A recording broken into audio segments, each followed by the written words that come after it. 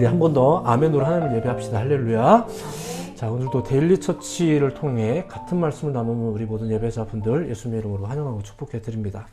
우리 또 한번 2025년의 소망과 결단을 또 함께 고백하도록 하겠습니다. 제가 선창, 여러분이 후창 함께 고백합니다. 믿음은 들음은 그리스도의 말씀에서. 네, 우리 한 번만 더. 믿음은 들으면서 들음은 그리스도의 말씀에서. 아멘. 자, 오늘도 선포되어지는 말씀을 들으시면서 또 보시면서 하나님을 더욱 알아가는 우리 모두가 되기를 예수님의 이름으로 소망해 봅니다. 자주 말씀드리는 것이지만 사는 것도 힘든데 그나마 뭐 하루 쉬는 거 또 뭘 힘들게 뭐 해야 하나 싶을 때도 있고 또 살면서 고민해야 할 게 얼마나 많은데 이런 것까지 알아야 되나 싶을 때가 가끔 있는 게 사실입니다. 우리 이제 교회와 말씀을 듣다 보면. 근데 꼭 아셔야 되는 건 기독교 신앙의 핵심이 바로 하나님을 아는 것에 있습니다. 여호와를 경외하는 것이 지혜의 근본이요 거룩하신 자를 아는 것이 명철이다. 자, 이런 잠언의 말씀이 있는데 여기서 특별히 명철이라는 말, 이 명철, 이게 사물에 대한 통찰력, 이해력을 말합니다. 그러니까 사물에 대한 통찰력과 이해력, 사물, 이 땅에 살면서 눈에 보이는 온갖 것들, 이게 사물이잖아요. 그러니까 이 세상을 살아가면서 이 세상에 대한 진정한 통찰력과 이해력도 어디에서 비롯된다? 하나님을 아는 것에서 비롯된다는 거예요. 그러니까 하나님을 아는 것은 하나님을 알기 위한 이 모든 노력은 당장 먹고 사는 문제와 상관이 없어 보여도 그렇지 않습니다. 그리스도인으로서 하나님을 알기 위해 애쓰는 것은 그냥 굉장히 당연한 일임을 이제 넘어서 심지어 우리 삶을 위해서도 굉장히 유익한 일이라는 것입니다. 심지어 우리의 그 살아 생존만을 위해서가 아니라 이제는 더 나아가 영원한 생명을 위해서 귀한 일이라는 것을 우리가 꼭 기억하시고 믿으셨으면 좋겠습니다. 그렇게 하나님을 알아가는 것, 더 나아가 하나님과의 관계를 참으로 온전케 하기 위해서 우리 죄를 사해 주신 분이 예수님, 이것이 우리가 가진 복음의 내용인 거죠. 그리고 그 복음을 믿을 수 있도록 이제 도우시는 분이 성령. 예전에는 성신이라고 했습니다. 성신. 우리는 이러한 복음을 믿기 위해 또 이런 성령의 도움을 받기 위해 또 결국은 우리의 믿음을 위해서 듣고 보고 또 행할 필요가 있는데 그 내용을 지난주부터 이제 시작을 했습니다. 행할 필요가 있다. 이런 내용들. 자, 마치 과제처럼 여겨지고 또 실제로 그리스도인들에게 요구되어지는 이 행함의 문제. 근데 이 행함의 문제를 고민하기에 앞서 우선은 이제 우리가 뭘 기억해야 된다? 하나님의 행하심이라는 것이 있다. 이걸 우리가 먼저 기억해야 된다는 것이 지난주의 말씀이었습니다. 우리의 행함 이전에 하나님의 행하심을 인지하는 것. 그분의 행하심에 관해서는 이제 글로 기록된 성경, 그리고 지금도 역사하시는 성령을 통해 우리가 보고 들을 수 있습니다. 성경은 보통 예배와 설교, 또 묵상 등을 통해서 우리가 접할 수 있는데 성령의 역사는 특별한 제한을 받지 않습니다. 성령은 우리의 모든 시간과 삶 속에서, 교회에서만 있는 게 아니라 여러분들의 모든 삶 속에서 믿는 사람들끼리가 아니라 심지어 믿지 않는 사람들을 통해서까지도 성령이 우리에게 가르쳐줘요. 뭘 가르쳐주냐면 하나님이 지금도 살아계시다는 걸 우리에게 알려주죠. 그러니까 우리는 배우면 되는 거예요. 자, 이렇듯 우리는 우리의 행함 이전에 하나님의 행하심이라는 것을 먼저 인지하고 믿어야 된다. 이게 지난주에 소개해드린 첫 번째 결론이었습니다. 그리고 우리의 믿음도 우리의 행함도 결국은 그 하나님의 행하심에 대한 반응이다. 이런 것들. 자, 오늘은 그 행함에 있어서 이제 조금 더 우리의 과제라는 측면에서 이제 이 행함을 좀 볼 건데 두 가지로 나눠서 볼 거예요. 첫 번째는 행함과 믿음의 관계, 행함과 믿음의 관계. 그리고 두 번째는 이제 현실적인 부분인데 우리의 행함이라는 게 어디까지가 범주인가, 어디까지 행해야 되는 건가, 이 부분에 대해서 이제 잠깐 나누도록 하겠습니다. 자, 첫 번째 볼 것은 그 신약 성경에 보면 보통 그 야고보서의 저자인 이 야고보가 행함을 강조했고 또 신약 성경의 많은 부분을 또 기록한 사도 바울, 그 사람의 이제 설명에 따르면 믿음, 사도 바울은 믿음을 강조했다. 우리가 보통 이렇게 알고 있죠. 야고보는 행함, 사도 바울은 믿음 이렇게 강조했다고 우리가 알고 있는데 뭐 그러다 보니까 때로는 누구 말이 맞는 거냐 뭐가 우선이냐 이렇게 혼란스러울 때가 좀 있어요. 근데 이 역시도 지난주에 이제 사실 결론에서 언급하긴 했습니다. 믿음과 행함은 사실상 동시적이다. 떼어서 생각해서는 안 된다는 거죠. 서로가 서로에게 시작일 수도 있고요. 서로가 서로에게 결과일 수도 있어요. 믿음이 있어서 행동을 하는 것이기도 하지만 행동을 해봤더니 점점 믿어지기도 하고 그렇습니다. 간발의 차이가 있을 수는 있지만 사실상 동시적이다. 동시적이다. 이런 얘기를 지난주에 소개해드렸죠. 그러니까 결론은 이미 전해드렸는데 자 이제 그 속사정을 조금만 이제 먼저 보도록 하겠습니다. 행함과 믿음의 관계 부분에 대해서. 자, 행함을 강조했던 야고보. 자, 야고보부터 봅시다. 자, 육신적으로 보자면 이 야고보가 누군지 혹시 아시죠? 예수님의 동생입니다. 이부 형제예요. 이부 형제가 뭔지 아시죠? 엄마는 같은데 아빠가 다른 거. 이게 이부 형제라고 해요. 아빠는 같은데 엄마가 다른 건 이복 형제라고 하고 뭐 이렇게 다르죠. 예수님에게는 여러 남동생과 여동생들이 있었다고 해요. 여동생들은 이름이 언급이 되지 않지만 남동생들은 4명 이렇게 있었죠. 그 중에서 야고보는 예수님을 제외한 맏아들입니다. 그러니까 야고보 이하로 모든 형제들은 이제 요셉의 진정한 아들들이죠. 요셉의 아들들이고, 근데 이제 우리 큰 형님은 어때요? 아시다시피 출생의 비밀이 있는 분이잖아요. 우리 형님은 소문에 의하면 성령에 의해서 잉태됐다고 하는데 이건 뭐 가족이라도 쉽게 믿기는 어려운 부분이 있고, 뭐 행여 우리 엄마가 아버지를 만나기 전에 뭐 다른 분을 만났는지 뭐 근데 그게 누군지 모르는 거고 그런 비밀을 가지고 있는 우리 큰형님 그 형님이 예수님이세요. 그리고 어려서부터 워낙 우리 형님은 좀 약간 독특했다고 성경에 기록까지 나와 있어요. 자, 그러다 보니까 실제로 예수께서 본격적으로 사역을 시작했던 초기만 해도 이 가족들, 이 야고보를 비롯한 이 형제들조차도 이제 예수님을 못 믿었었다고 합니다. 오히려 야 이제 본격적으로 미쳤구나 이제 이렇게까지 생각을 했다고 해요. 이게 오히려 형제라 더 그럴 수도 있는 것 같아요. 자, 그런데 약간은 결과적이지만 야고보서를 기록할 당시에 이 야고보가 이제 어떻게 되어 있나. 야고보서 1장 1절을 읽어드릴게요. 들어보세요. 하나님과 주 예수 그리스도의 종 야고보는 흩어져 있는 12지파에게 문안하노라 이러면서 야고보를 쓰거든요. 자, 이제 자기를 종이라고 부르고 예수님을 주님이라고 부르는 사람이 되어 있어요. 이제 야고보가. 자, 그렇게 되죠. 형을 주님이라고 부르기까지.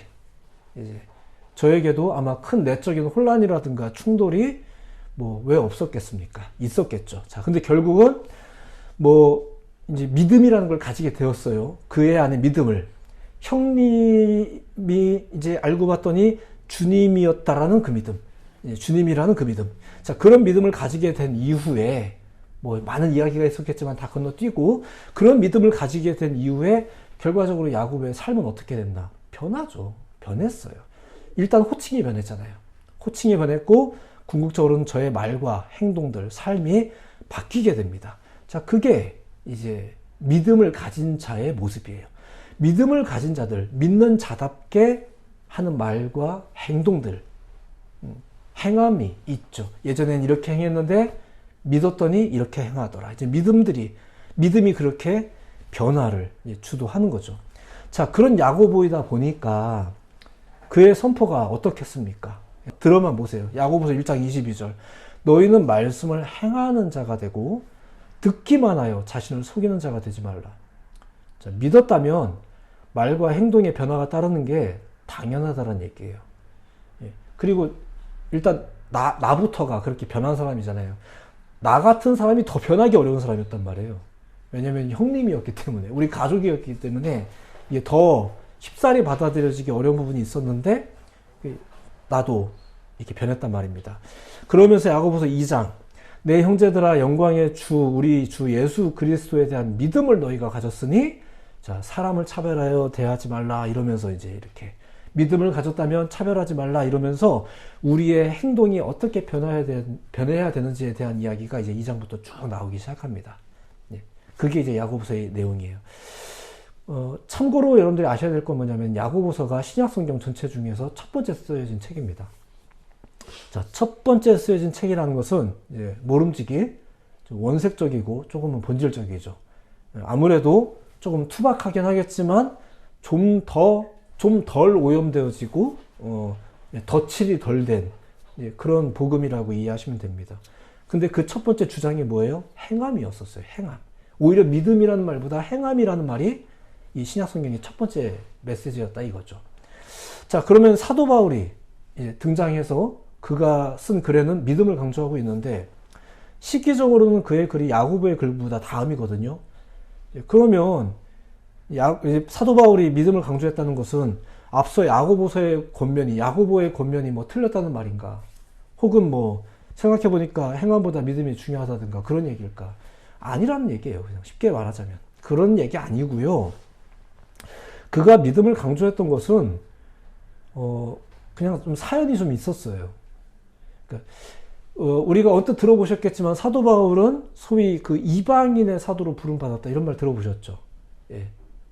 예, 맞습니다. 주로 이방인들을 향해서 그가 이제 말씀을 증거하는 일을 했는데 오히려 자꾸 그 복음 사역에 걸림돌이 된 사람이 누구냐면은 자기 민족들, 동족들, 유대인들이었었어요. 유대 교인들이죠. 그들이 왜 방해가 됐냐? 많은 이방인들이 바울을 통해 오직 믿음으로 예수님을 영접했다 이렇게 했는데 예수를 믿는다는 것은 이제 제도적인 게 아니다 보니까 앞서 얘기했지만 사실 조금 모호한 게 있을 수는 있어요. 근데 바로 그런 타이밍에 그렇게 모호할 수 있는 타이밍에 더군다나 우리에게 복음을 전한 전도자는 또 자꾸 딴 동네에 복음을 전한다고 가고 이러니까 그런 타이밍에 유대인 교사들이 말하기를 야 이게 믿음으로만 되는 거 아니야. 율법을 지키는 것이 하나님께서 원하시는 삶의 원리야. 율법이 그 하나님의 삶의 원리를 담고 있는 거야. 그러니까 이걸 잘 지키면 하나님과의 관계가 더 의롭고 온전한 거야. 자꾸 이렇게 가르쳐주는 먼저 믿은 사람들이 있었단 말이에요. 그렇게 또 율법 준수를 강조하다 보니까 이제 구원의 문제를 하나님의 은혜가 아닌 또 결국은 인간의 행위의 문제로 이렇게 만들어버리는 일들이 뭐 의도가 악한 건 아니더라도 자꾸 이제 또 생기는 거예요. 그러니까 바울이 거기다 대고 말하는 거죠. 아니야. 그게 아니라 오직 은혜로, 오직 믿음으로, 오직 말씀으로 이런 똑같은 기조를 이제 마틴 루터도 외쳤던 거죠. 이렇게 강조하게 된 거예요. 그러니까 행함 자체를 부정하는 게 아니고요. 생각해 보세요. 자기 자신도 하나님 신앙을 바르게 알지 못했을 때, 평생 내가 이게 옳다라고 믿고 살았을 때 내가 한 짓이 있는데 근데 예수님을 통해 그 신앙을 비로소 바르게 이제 깨달았잖아요. 그리고 이방인들에게 처음부터 바르게 가르쳐야지 이러면서 이제 전하고 싶어서 열심히 전했는데 그가 자리만 비웠다 싶으면은 그냥 먼저 믿었던 사람들이 뭐 하나님을 더 잘한다라고 막 주장하는 사람들이 와서 뭐 그 은혜의 신앙을 다시 이제 종교 행위의 신앙으로 막 바꿔 놓으니까 발끈하지 않겠습니까? 그래서 이야기하는 거죠. 행위를 부정하는 게 아니에요. 행함을 부정하는 게 아니에요. 야고보와 뜻이 다른 게 아니에요. 자, 그리고 다시 말씀드리지만 바울이 행함을 부정한 게 아니다라는 것. 바울이야말로 그 예수님을 만나고 나서 자기가 평생 헌신했던 그 삶의 방식을 완전히 뒤바꾼 사람 아니에요? 완전히 바꾸잖아요. 그죠? 이전과는 완전히 다른 삶의 방식을 취하게 되죠. 자, 성경은 그렇게 뭐 믿음에 대한 다양한 의견을 담고 있는 책이 아닙니다. 뭐 취향에 맞게 골라서 믿어 이런 게 아니에요. 야고보와 바울 이런 경우가 있어 이게 아니라 처음부터 믿음과 행함은 동시적인 것이었어요. 다른 게 아니에요.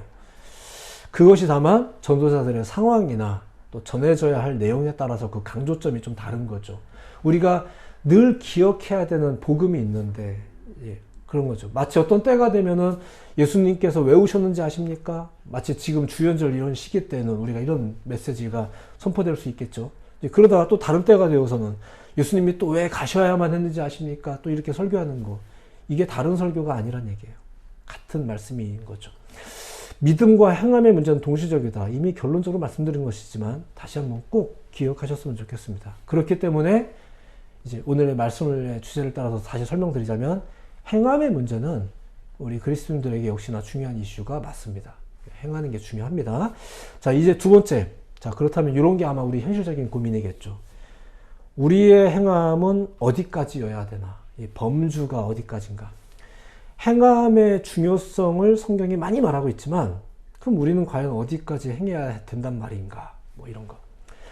자, 이와 관련해서 꼭 같이 기억하셔야 되는 거는 이런 것입니다. 이거 역시 여러분들이 많이 들어본 말이고요.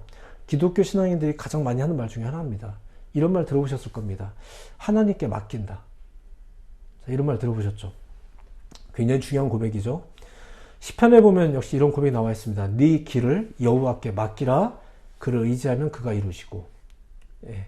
베드로전서 너희 염려를 다 주께 맡기라. 이는 그가 너희를 돌보심이라. 잠언서 너희 행사를 여호와께 맡겨라. 그리하면 네가 경영하는 것이 이루어지리라. 우리가 이런 말씀 되게 좋아합니다. 일단 뭐 아무것도 안 하고 다 맡기면 된다는 말처럼 들리기 때문에 우리가 이런 말 되게 좋아하죠. 이 두 가지를 동시에 같이 생각하셔야 됩니다. 그리스도인으로서 무언가를 행한다는 것과 그리스도인으로서 하나님께 전적으로 맡긴다는 것. 믿기 때문에 행하는 것과 믿기 때문에 맡기는 것. 자, 이게 뭘까? 그 경계가 도대체 뭘까? 자, 이거는 특정 성경 구절을 가지고 설명하기보다 그냥 포괄적인 이제 내용으로만 설명을 드리도록 하겠습니다. 성경에는 소위 그 하나님을 잘 믿는 사람들이 있죠. 하나님을 잘 믿는 사람들이 많이 나옵니다. 자, 그런데 그들의 공통된 신앙 고백을 보면 이렇습니다. 자신의 삶을 전적으로 하나님께 맡겼다는 거죠. 자기 삶의 주관자가 하나님이라는 것을 다 믿었어요. 그게 이제 그들의 큰 특징 중에 하나입니다. 비록 지금 내 인생을 보면은 뭔가 베베 꼬인 것 같고, 하나님께서, 근데 하나님께서 나에게 그런 꿈을 주셨다 싶은데 나는 왜 맨날 이렇게 잡혀가고 갇히고 이럴까? 근데 그럼에도 불구하고 하나님께서 나를 통해 우리 민족을 구원하려고 하셨구나 라고 고백했던 요셉처럼. 요셉도 그랬고, 또 위대한 왕 다윗은 뭐 말할 거 없죠. 다윗은 심지어 매사 그렇게 고백을 했어요. 내가 날 때부터 주께 맡긴 자다. 다윗은 늘 그런 고백을 가지고 있었고, 하나님의 은혜로 이제 사무엘을 낳은 한나도 이제 이런 고백을 한 적이 있습니다. 아이를 구하며 기도했더니 하나님께서 내게 이 아이를 허락하셨습니다. 그러니까 이 아이의 삶은 하나님께 맡겨진 삶이 되게 하겠습니다. 이러면서 이제 드리죠. 이외에도 뭐 부르심에 순종했던 많은 선지자들, 그들이 그렇게 행동을 하죠. 그래서 결정적으로는 예수님이 또 그랬습니다. 내 것은 다 아버지의 것이다. 예수님의 고백이세요. 이렇게 소위 믿음 좋은 사람들의 가장 큰 특징을 보자면 저들은 다 자기 삶을 전적으로 하나님께 맡겼다는 것입니다. 자, 그런데 똑같은 그들을 통해 나타나는 또 다른 큰 특징이 하나가 있어요. 그게 뭐냐면은 그들이 삶에 충성했다는 거죠. 쉽게 말해서 부지런했다는 얘기예요. 열심히 살았어요. 게을렀던 사람들, 그들 중에 게을렀던 사람 단 한 명도 없습니다. 여러분들이 알만한 성경의 위대한 인물들, 이런 사람들 아무나 생각해 보세요. 그들 중에 게을렀던 사람 단 한 명도 없어요. 불의에 대해서 단호하게 끊어댈 때에도 그랬고, 의에 대해서 확실하게 실천할 때에도 그들은 진짜 열심히였습니다. 그렇게 전적으로 맡겼으면서도 진짜 열심히 살았는데, 또 역시나 궁금증, 그 경계라 할 만한 건 뭘까? 이런 거. 이제 우리가 그 부분을 이제 늘 궁금해하고 또 생각해야 되는 거죠. 자, 이에 대한 가장 적절한 예가 뭘까? 이렇게 계속 고민하다가 그 소위 1차 산업이라고 불리는 것들, 원재료를 채취하고 생산하는 농업이나 임업, 어업, 이런 것들이 1차 산업에 속하죠. 이게 가장 적절한 예가 되지 않을까, 이런 생각을 좀 해봤습니다. 뭔가를 열심히 해야 돼요. 그물도 준비해야 되고, 물고기 그냥 낚는 게 아니잖아요. 그물도 준비해야 되고, 배도 준비해야 되고, 나름대로 식기나, 물때나, 이런 것들 파악해야 될 게 되게 많아요. 자, 그리고 바다로 나갑니다. 자, 그런데 결과는 보장할 수가 없는 거예요. 내가 아무리 철저하게 준비했어도 결과는 보장이 되지 않는 거. 어업이라는 게 그래요. 당연히 만선을 바라죠. 만선을 바라지만 그게 내 마음대로 안 된다는 것을 그냥 자연스럽게 인지하는 게 그 어부라는 직업이 아닐까. 똑같은 내용이지만 농사도 그렇습니다. 시기를 염두해서 땅을 갈고 씨를 뿌리고 영양제도 준비하고 약도 준비하고 여러 가지 농법을 준비하고 철저하게 조치를 취하고 그러면서 결국은 소산을 기대하는 거잖아요. 많은 열매를 기대하는 거예요. 자, 그런데 기대는 하는데 솔직히 결과가 보장되어 있지는 않잖아요. 농부들도 역시 그거를 자연스럽게 인지합니다. 잘 되면 좋죠. 당연히 잘 되면 좋은데 그 결과를 내가 어찌할 수 없다는 걸 자연스럽게 인지한다는 거예요. 자, 이게 적절한 이해가 되지 않을까 이런 생각이 들어서 설명을 드렸습니다. 자, 이처럼 최선은 다하는데 어떤 결과를 또 소망도 하고 기대는 하지만 바로 그 결과라는 그 부분을 자연에게 맡기는 거. 자, 이게 1차 산업의 특징이 아니겠는가. 물론 요즘은 이마저도 이제 또 뭐 조절할 수 있다고 생각하는 것 같은데 뭐 정말 그런가. 아무튼 그렇습니다. 이것과 좀 비슷하지 않겠는가. 믿음의 사람들이라는 게 어떤 사람들일까? 믿음의 사람들은 어떤 사람들일까? 거룩한 일을 알므로써 이제 명철을 얻게 되는 사람들이 믿음의 사람들이라고 했잖아요. 그 명철함으로 주어진 삶에 최선을 다해야 되는 사람들이 믿음의 사람들인 거죠. 사물에 대한 통찰력과 이해력을 이제 가지게 되었으니까, 그러니까 어떤 이들의 그 표현을 빌리자면 말 그대로 이제 삶을 정복하면서 사는 거예요. 예, 여러분들이 삶을 정복하면서 사는 사람들이 되기를 예수님 이름으로 축복해 드립니다. 그러니까 믿음을 가진 사람들이라는 게 그런 사람들이에요. 다만 뭐를 주께 맡기는 거예요? 예, 그 결과를 주께 맡기는 거죠. 이 땅의 사물에 대해서는 우리가 이제 통찰력도 없고 이해력도 가졌으니까 우리가 하려고만 마음 먹는다면 얼마든지 알 수 있고 얼마든지 예상도 할 수 있고 준비도 할 수 있으니까 하세요. 그리고 거기에 준하는 학교도 갈 수 있고 직업도 선택할 수 있고 다 할 수 있어요. 다만 결과에 속하는 그 하나님의 섭리라는 게 있는데 이 부분에 대해서는 우리가 자연스럽게 좀 인지를 해야 될 필요가 있는 거죠. 예. 믿음의 사람들이라면은 그 결과를 우리가 어찌할 수 없구나. 하나님의 섭리라는 부분이 있구나라는 것을 자연스럽게 받아들일 줄 알아야 되는데 문제는 우리가 뭐 직업이 그래서 그런지 모르겠지만 우리가 농업을 안 해서 그런지 모르겠지만 그 결과마저 우리가 주도하고 싶은 거잖아요. 그 결과마저 내 생각대로 됐으면 좋겠는 거잖아요. 그거 안 된다는 걸 그렇게 경험을 많이 하면서도 그러니까 못 맡기는 거예요. 그러니까 또 괜히 이런 말들 가지고 난 맡겼는데 왜 안 되냐. 정말 맡기신 거 맞아요? 혹시 맡겼다라고 말해놓고 아무런 노력 안 하신 거 아니에요? 네. 노력하셔야 되는 게 맞는 거예요. 그 뭐예요? 그럼 결국 그게 다 해야 된다는 거잖아요. 그게 아니고요. 오히려 더 열심히 하게 된다고요.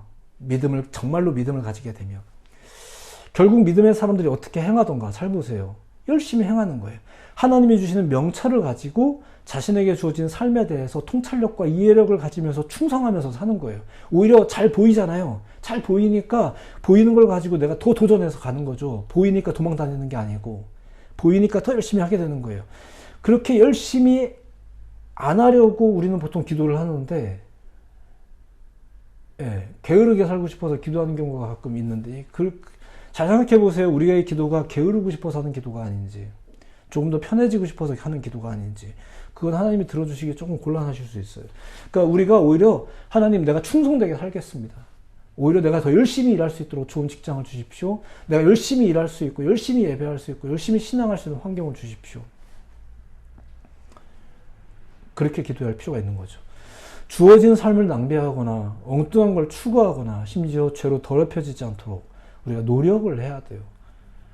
근데 결과는 오직 주께서 아십니다.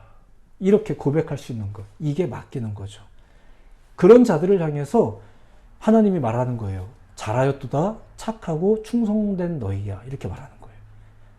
아무것도 안 하고 전 아무것도 안 했습니다라고 말하는 종에게 착하고 충성되다라고 말하지 않습니다. 열심히 지나쳐서 그 결과마저 우리가 주도하려고 하는 것. 요게 못 맡기는 거죠. 요게 못 맡기는 거예요. 그러다가 잘 안 되면 또 막 화내고 뭐 맡겼는데 왜 이렇게 되냐고. 자기가 원하던 거랑 결과가 다르다? 그러면 원망하고. 이거는 열심 같아 보이죠. 아닙니다. 이거는 그냥 교만이고 탐욕입니다. 자, 결과를 맡기는 겁니다. 때로는 원하는 결과가 아니더라도 하나님의 선하심을 믿고 섭리를 믿고 우리는 다만 주어진 삶과 환경에 충성하면서 살아낼 때 하나님 말씀하시는 거예요. 잘하였도다. 착하고 충성된 종아. 얼마를 남겼는지가 안 중요한 거죠.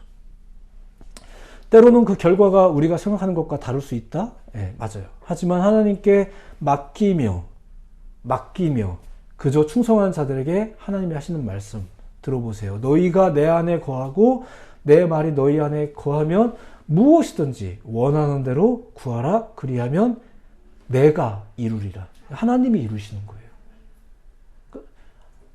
은근슬쩍 가갖고 내가 열심히 했으니까 결국 된 거지 뭐. 이 말이 막 여기까지 올라오잖아요. 우리가 결국은 내가 노력했기 때문에 잘 된 겁니다. 여기까지 올라오잖아요. 그 말이. 근데 죄송한데 그렇지 않다니까요. 제가 뭐 인생을 다 살아봐서 감히 말씀드린 건 아니지만 경험해 보셨잖아요. 다 그렇지 않잖아요. 정말로 열심히 했는데도 불구하고 안 되기도 하고요. 내가 별로 한 것 같지도 않은데 잘 되기도 하고요. 또 이랬더니 또 하나님은 안 계시다라고 결론이 나는 이상한 결론도 있는데, 결과에 이르기까지는 최선을 다하십시오.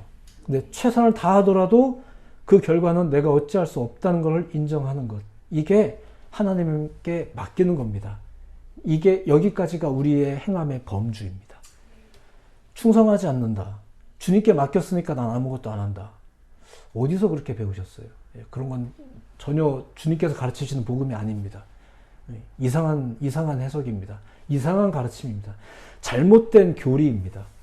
자꾸 이런 걸 누가 가르치니까 그거 아니다라고 하느냐고. 그래서 믿음을 강조한 거지, 행함은 다 쓸데없어. 이거 절대 아닙니다. 본인부터가 지금 이렇게 떠돌이 생활을 시작한 이유가 뭔데요? 그 복음을 알고 나서 이 복음을 전하기 위해서 자기의 그 안정적이고 자신의 그 순탄한 미래를 그 차세대 유대교의 지도자로서의 자기의 그 입지를 버리고, 그게 사도 바울 아닙니까? 자, 오늘의 말씀을 정리합니다. 오늘 우리가 읽은 시편의 고백이, 오늘 우리가 본문으로 시편을 봤는데 뭐 특별히 강해가 필요 없는 부분이라고 생각이 돼서 그냥 그 구절 그대로가 지금까지의 설명을 정리한다고 봅니다. 그래서 이제 읽어만 드리자면 이렇습니다. 우리 삶이 어떠해야 될까? 3절. 여호와를 의뢰하고 선을 행하라. 땅에 머무는 동안 그의 성실을 먹을거리로 삼을지어다. 맡기고 선을 행하라는 거예요. 열심히 할 건 해야죠. 그러면 하나님도 일하신다. 그의 성실을 먹을거리로 삼을지어다. 하나님이 일을 하시니까. 하나님이 우리를 위해서 준비하신 게 있으니까. 그리고 우리는 이제 또 이런 고백을 가지며 살면 되겠죠. 4절. 또 여호와를 기뻐하라. 그가 네 마음의 소원을 내게 이루어 주시리로다. 하나님이 하십니다. 5절. 네 길을 여호와께 맡기라. 그를 의지하면 그가 이루시고. 하나님은 당신께 전적으로 맡기며, 하지만 주어진 삶에 충성하는 자들을 하나님이 도와주세요. 6절. 내 의를 빛같이 나타내시며 내 공의를 정오의 빛같이 하시리로다. 우리가 무엇이건데 하지만 우리의 몫이 아닌 이 결과를 하나님께 맡기고 우리의 몫인 우리의 삶을 주어진 환경에 최선을 다하면서 살아갈 때, 그럴 때 선함과 충성함으로 살아갈 때 어떻게 하신다고요? 우리를 의롭게 하실 것이고 우리의 의를 정오의 빛같이 빛나게 하시고, 여러분들을 그렇게 빛나게 하신다고 합니다. 누가? 하나님이. 이거 결국 내가 열심히 해서 그래요. 죄송하지만 그거 아니라고요. 수고하고 무거운 짐진 자들아 다 내게로 오라. 내가 너희를 쉬게 하리라. 수고하고 무거운 짐 진 자들을 쉬게 하는 겁니다. 수고하고 무거운 짐을 졌기 때문에 복을 주는 겁니다. 게으른 자들을 쉬게 하는 게 복이 아니에요. 게으른 자들을 계속 쉬게 하는 건 포기한 거죠. 게으르지 않도록 노력하셔야 됩니다. 수고하셔야 돼요. 때로는 자기 사실 채찍질 하셔야 돼요. 나는 왜 이 모양인가? 채찍질 하셔야 돼요. 남이 채찍질하면 싫잖아요. 그러니까 자기를 채찍질 하셔야 돼요. 남을 판단하지는 말라고 하셨지만 너 스스로를 판단하라고는 하셨잖아요. 자기를 자신을 계속 너 진짜 제대로 하고 있는 거 맞아? 자기에게 자문하고 도전하고 노력하셔야 돼요. 그게 우리의 범주예요. 결과 목사님 이렇게 하면 잘 될까요? 제가 어떻게 알아요? 저도 잘 모르죠. 잘 되기는 바랍니다. 진심으로 목사로서 성도 여러분들이 잘 되셨으면 좋겠습니다. 우리의 은근슬쩍 우리의 기대는 그런 거죠. 한 것보다 더 잘 됐으면 좋겠습니다. 이게 우리의 바람인데, 예, 뭐 실제로도 그렇게 복을 주십니다. 하지만 우리가 간과하지 말아야 될 것은, 예, 여러분들 땀 흘리셔야 돼요. 피 흘리셔야 돼요. 수고하셔야 돼요. 예수님도 그렇게 기도하셨는데 우리가 뭐라고? 우리가 자신을 견책하고 도전하고 노력하는 것은 너무 당연한 우리의 과제이자, 그리고 그게 우리를 위한 겁니다. 그게 우리를 위한 거예요. 열심히 그렇게 충성한 자들을 하나님이 도우세요. 빛나게 하세요. 큰 복을 주세요. 수고하고 무거운 짐진 자들아, 수고하고 무거운 짐을 지십시오. 그것이 우리가 가진 충성이고 우리의 행함입니다. 그리고 그것이 우리의 범주이기 때문에 그건 우리가 해야 됩니다. 우리의 범주 안에 있는 것도 우리가 안 해버리고 하나님이 도와주세요. 그게 믿음이 아닙니다. 우리가 하는 건 우리가 해야 돼요. 다음 주에 좀 더 넘어가서 행함에 대한, 우리의 템포에 대한 긴장감들을 조금 더 설명하겠습니다만, 오늘 말씀을 이렇게 정리를 합니다. 행하자. 네, 첫 번째는 하나님의 행하심을 바라본다는 거. 오늘의 또 행함을 소개해드린 것은 이겁니다. 어디까지가 우리의 범주인가? 네, 여러분들에게 주어진 삶의 범주를 눈에 보이는 거, 다 보이는 겁니다. 충분히 통찰하실 수 있습니다. 그것에 충성하셔야 됩니다. 지금 학생이세요? 공부하세요. 직장인이세요? 빠지지 말고 또 출근하셔야죠. 아무리 힘들어도. 약을 먹고 어떻게든 필사적으로 출근하셔야죠. 예배자세요? 예배하세요. 꼭 예배하세요. 가해사의 것을 가해사에게 드리는 걸 뭘 고민하냐? 고민할 것도 없어. 근데 하나님의 것은 어떻게 해야 되겠냐? 그건 좀 고민 좀 하셔야 되지 않겠어요? 그게 우리들의 과제인 거죠. 그게 우리의 일이에요. 우리가 행해야 될 일이에요. 고민하세요. 아무 고민 안 하는 게 좋은 게 아닙니다. 가뜩이나 사는 것도 바쁜데 뭘 그런 걸로 고민합니까? 아니에요. 사는 게 바쁘니까 그걸로 고민하셔야 되는 거예요. 그게 우리의 신앙입니다. 그게 우리의 믿음이어야 될 줄로 믿습니다. 새로운 한 주도 이제 시작합니다. 또 한번 마음을 다잡으세요. 그리고 쓰세요. 그리고 읽으세요. 그리고 다시 한번 우리들의 삶이 하나님과 동행하는 삶인지 또 한번 마음 여미시고 월요일을 맞이하세요. 그게 우리가 하는 일입니다. 그렇게 수고하고 힘을 쓰고 결단하고 도전하고 주여 도와주세요라고 기도할 때 하나님이 도우실 것입니다. 예, 기도하겠습니다.